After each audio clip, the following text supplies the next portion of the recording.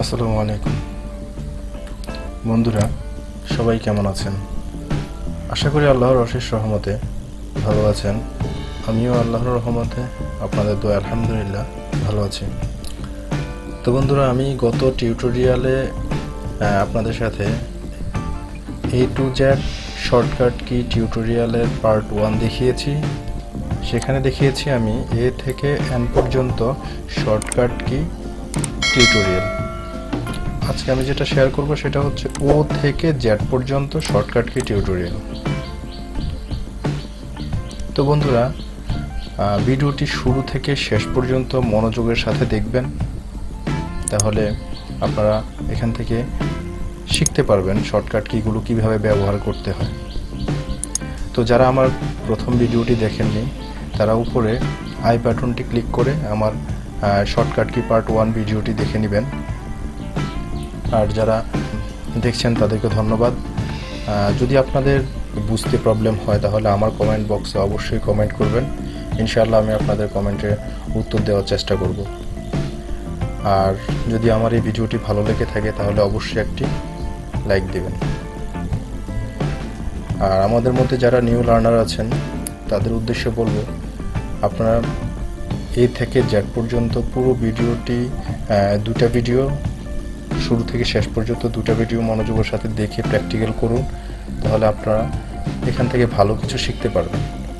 আর আমরা যারা অফিসে কাজের জন্য ইন্টারভিউ দিচ্ছি বা আমরা বিভিন্ন কর্পোরেট জবের জন্য ইন্টারভিউ দিব বা আমরা কর্পোরেট জবে নতুন জব করছি, তাদের এই ভিডিওগুলো সাধারণত এখন যেহেতু কম্পিউটারাইজের জামানা, সেক্ষেত্রে আমরা কম্পিউটারের বিকল্প কোনো কিছুই নেই। প্রত্যেকটি কাজে আমাদের কম্পিউটারের মাধ্যমে করতে হয়।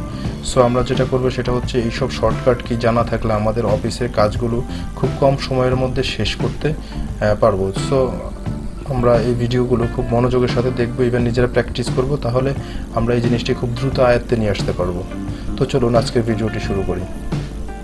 তো সবার প্রতি একটা রিকোয়েস্ট থাকবে, আমার চ্যানেলটি এখনও যারা সাবস্ক্রাইব করেননি সাবস্ক্রাইব করবেন, আর পাশের বেল আইকনটি ক্লিক করে সঙ্গে থাকবেন। আর আমার ভিডিওতে যদি আপনার কোনো কিছু জানার থাকে তাহলে অবশ্যই আমার কমেন্টস বক্সে কমেন্ট করবেন। ইনশাআল্লাহ আমি আপনার কমেন্টের অ্যান্সার দেওয়ার চেষ্টা করব। তো চলুন আজকের ভিডিওটি শুরু করি। তো আজকে আমরা শুরু করব হচ্ছে O থেকে Z পর্যন্ত। O থেকে শুরু করব। O হচ্ছে open the save work file. এই একটা ওয়ার্ক ফাইল, এই ওয়ার্ক ফাইলের মধ্যে আমি এখন কাজ করছি। এখন আমাকে এই ওয়ার্ক ফাইল থেকে নতুন আরেকটি ওয়ার্ক ফাইলে কাজ করতে হলে যেটা করতে হবে সেটা হচ্ছে আমি এই ওয়ার্ক ফাইল থেকে বের হতে হবে। নতুন ওয়ার্ক ফাইলে যেতে হলে আমাকে এই ওয়ার্ক ফাইলটিকে মিনিমাইজ করে দিতে হবে। ঠিক আছে, মিনিমাইজ করে দিয়ে আমার নতুন আরেকটি ওয়ার্ক ফাইলে যেতে হবে অথবা অন্য কোনো ওয়েতে যেতে হবে। তো আমরা সাধারণত এত ঘুরিয়ে পেঁচিয়ে না গিয়ে আমাদের যেটা সবচেয়ে সহজ হচ্ছে সেটা হচ্ছে আমরা যেটা করব, কন্ট্রোল ও প্রেস করব। কন্ট্রোল ও প্রেস করার পরে আমার পাশে আরেকটি ফাইল ওপেন হবে। সেখান থেকে আমি আমার যে ওয়ার্ক ফাইলটি আছে সেটা খুঁজে বের করতে পারবো। সাপোজ এই যে আমার একটা ফাইল ওপেন হয়েছে, আমি এখান থেকে আমার আরেকটা ওয়ার্ক ফাইল আছে যেটা আমি কাজ করব, দেন আমি ওটা ক্লিক করব। সাপোজ ক্লিক করলাম, ওপেন। হ্যাঁ, এই যে আমার নতুন ওয়ার্ক ফাইলটি ওপেন হয়ে গেল। তাহলে আমরা এখন শিখে নিলাম হচ্ছে কন্ট্রোল ও এর কাজ। তাহলে আমরা পরবর্তীতে এখন যেটা শিখবো সেটা হচ্ছে কন্ট্রোল পি। কন্ট্রোল পি হচ্ছে প্রিন্ট। আমরা কোনো ওয়ার্কশিট প্রিন্ট করার জন্য আমরা কন্ট্রোল পি ব্যবহার করব।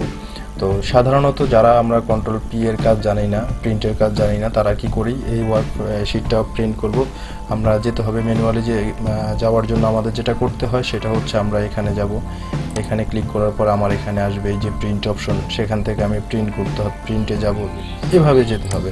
বাট আমরা যদি এই শুধু কন্ট্রোল পি প্রেস করি, কিবোর্ড থেকে কন্ট্রোল পি প্রেস করলে দেখুন আমরা সরাসরি প্রিন্ট অপশনে চলে এসেছি। ঠিক আছে, এখান থেকে আমরা প্রিন্ট করে নিতে পারবো। তাহলে আমরা এখন শিখলাম কন্ট্রোল পি এর কাজও শিখে ফেললাম। তাহলে আমরা প্রিন্ট করতে খুব কম সময়ের মধ্যে আমাদের ওয়ার্কশিটগুলো প্রিন্ট করতে পারবো। এখন যেটা শিখবো সেটা হচ্ছে কন্ট্রোল আর। কন্ট্রোল আর দিয়ে সাধারণত ফিল রাইটের কাজ করি। আমরা কন্ট্রোল ডি দিয়ে যেই কাজটা করতাম ফিল ডাউন, কন্ট্রোল আর দিয়ে সেম কাজটি করব। কন্ট্রোল আর এর কাজ হচ্ছে আপনার, সাপোজ আমি এখানে লিখলাম ঠিক এখন আমরা যেটা করব, আমার এই মাউসের কার্সারটি এই ডান পাশে রেখে কন্ট্রোল আর দিব, যতবার ততবারই আমাদের এভাবে এটা কপি হতে থাকবে, কপি পেস্ট হতে থাকবে। তাহলে আমরা এই বারে বারে কপি করা পেস্ট করা থেকে ঝামেলা থেকে একবারে শুধু কন্ট্রোল আর দিয়ে আমরা ফিল্ড রাইট করতে পারবো। তাহলে আমরা এখন শিখে নিলাম হচ্ছে কন্ট্রোল আর এর কাজ। তো আমরা নেক্সট যেটা শিখব সেটা হচ্ছে কন্ট্রোল এস। কন্ট্রোল এস দিয়ে সাধারণত আমরা সেভ করে থাকি। হয়তো আমাদের মধ্যে অনেকে আছেন কন্ট্রোল এস এর কাজটা জানেন, তারপর আমি আবারও বলে দিচ্ছি, কন্ট্রোল এস এর কাজ যারা না জানেন সেভের কাজটা, তারা হচ্ছে এই অপশনে যাবেন, এরপরে সেভে যাবেন অথবা সেভ এজ করতে পারবেন, অথবা এই যে এই আইকনে ক্লিক করে আপনারা সেভ করে থাকেন। তো আমরা দেখা গেছে কাজের মাঝখানে গিয়ে অনেকে ডেস্কটপে কাজ করেন, যাদের ব্যাকআপ নেই, যাদের ইউপিএস নেই বা আইপিএস নেই, তারা যেটা করে থাকেন যে সেভ না করলে হচ্ছে আপনার ব্যাকআপটা চলে যাবে। আর যাদের ল্যাপটপ আছে তাদের কথা নেই। তারপরে আমরা কাজের মাঝখানে যদি কোনো কারণে আমার এই ওয়ার্কশিটটা ক্লোজ হয়ে গেল, তাহলে আমার সেই কাজগুলো আবার পুনরায় করতে হবে। তো আমরা মোটামুটি একটা পর্যায়ে গিয়ে বারবার সেভ করে থাকি। সেক্ষেত্রে আমাদের এখান থেকে সেভ না করে আমরা কন্ট্রোল এস দিয়েও সেভ করে রাখতে পারি। তাহলে আমাদের ওয়ার্কশিটগুলো কাজগুলো বারে বারে নষ্ট হয়ে যাবে না, আমরা সুন্দরভাবে পরিপূর্ণ রাখতে পারবো। ঠিক আছে, সো আমরা এখন শিখলাম হচ্ছে কন্ট্রোল এস এর কাজ। আর আমরা এখন যেটা শিখবো সেটা হচ্ছে কন্ট্রোল ইউ, আন্ডারলাইনের কাজ। ঠিক আছে, যে কন্ট্রোল ইউর কাজ। কন্ট্রোল ইউর কাজটা হচ্ছে সাধারণত আমরা যদি ম্যানুয়াল করি, সেক্ষেত্রে আমাদের যেতে হবে যে এই বাটনে B button, I italic, control B দিয়ে যেটা শিখেছি আমরা, কন্ট্রোল বি দিয়ে বোল্ড করা, কন্ট্রোল আই দিয়ে ইটালিক করা, একটু অ্যাঙ্গেল করা লেখাটা, তার পাশেই হচ্ছে ইউ। ঠিক আছে, আন্ডারলাইন করার জন্য হচ্ছে কন্ট্রোল ইউ।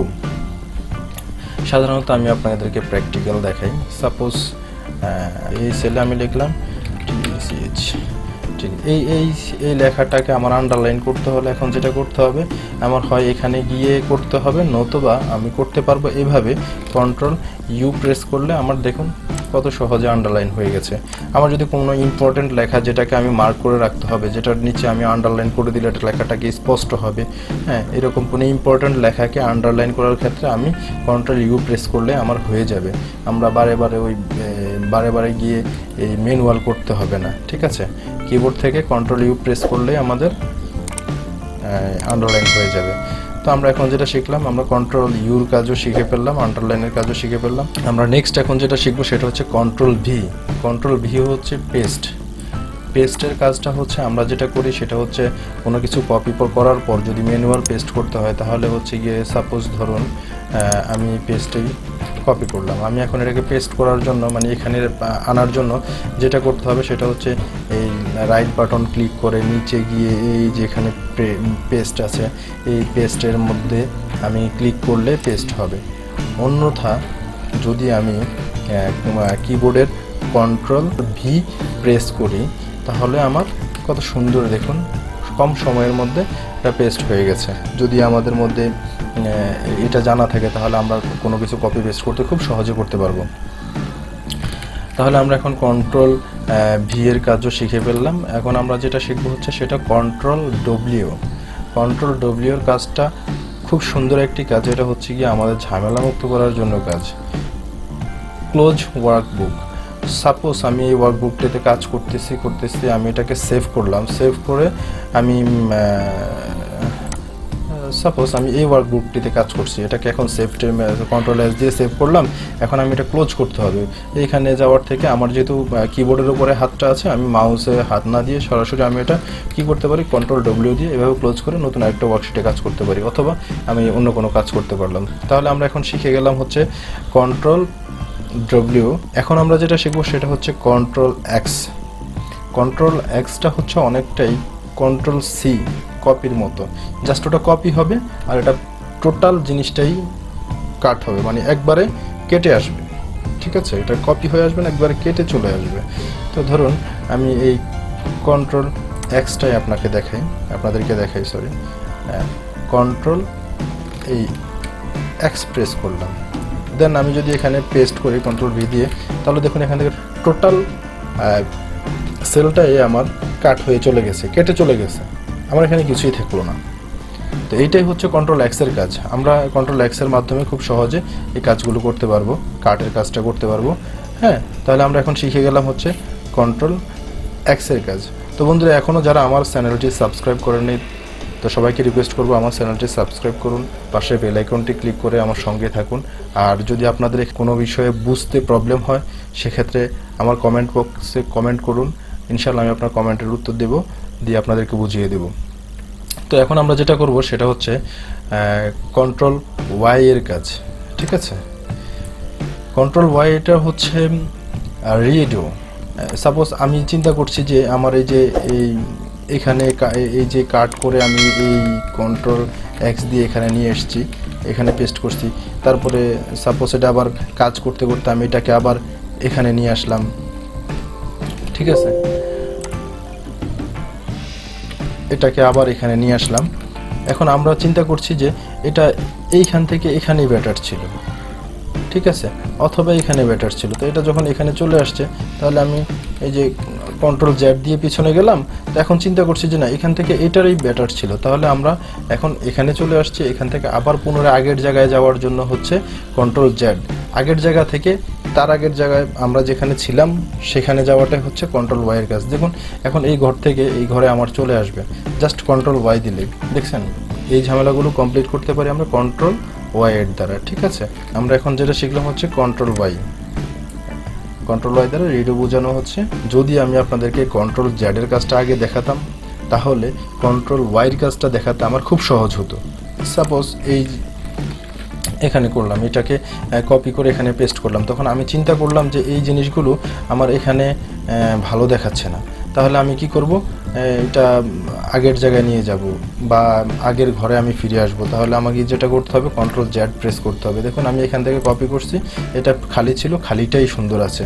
বাট যদি আমি এখন চিন্তা করি যে না, আমার ওই জায়গাটা যেখানে নিয়ে এটা কপি করে পেস্ট করছি সেটাই ভালো হবে, তাহলে আমরা কন্ট্রোল ওয়াই, কিবোর্ড থেকে কন্ট্রোল ওয়াই প্রেস করলে দেখুন ওইটাই আবার চলে এসছে। এটাই হচ্ছে কন্ট্রোল ওয়াই এবং কন্ট্রোল জেড এর কাছে।